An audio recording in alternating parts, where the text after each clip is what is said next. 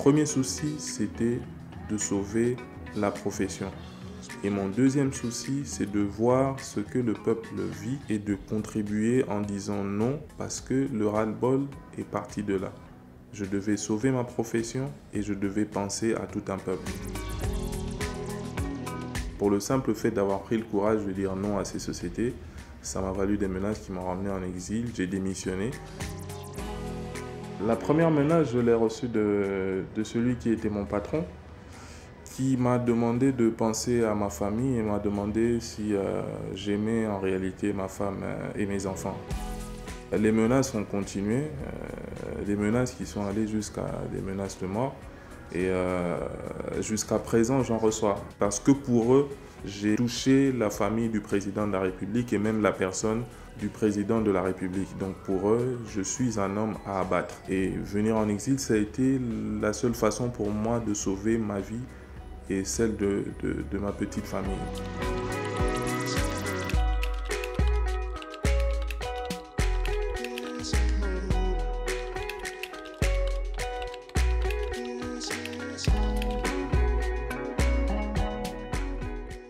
Vous voyez ce qui se passe au Congo, les gens sont reprimés, les gens sont tués. Il y a beaucoup de jeunes gens, il y a beaucoup de gens qui se font tuer tous les jours au Congo parce qu'ils sont contre la dictature qui se vit actuellement. Et je pense que la réponse de la communauté internationale dans ce sens doit évoluer pour pouvoir aider le peuple, parce que ce n'est pas au XXIe siècle qu'il faut continuer à avoir un regard passif sur les misères, sur les massacres et sur la prédation des dirigeants contre leur peuple, parce que c'est ce qui explique aujourd'hui cette vague d'immigration qui vient de l'Afrique vers l'Europe.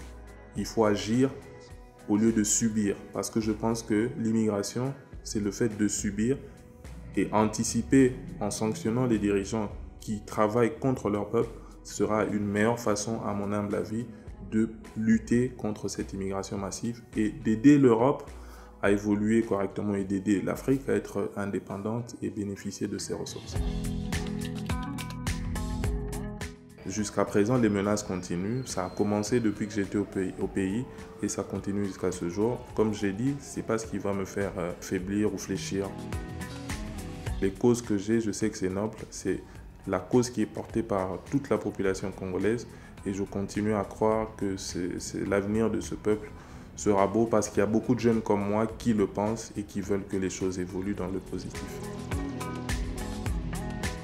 Je vis dans un monde qui, pour moi, doit être meilleur.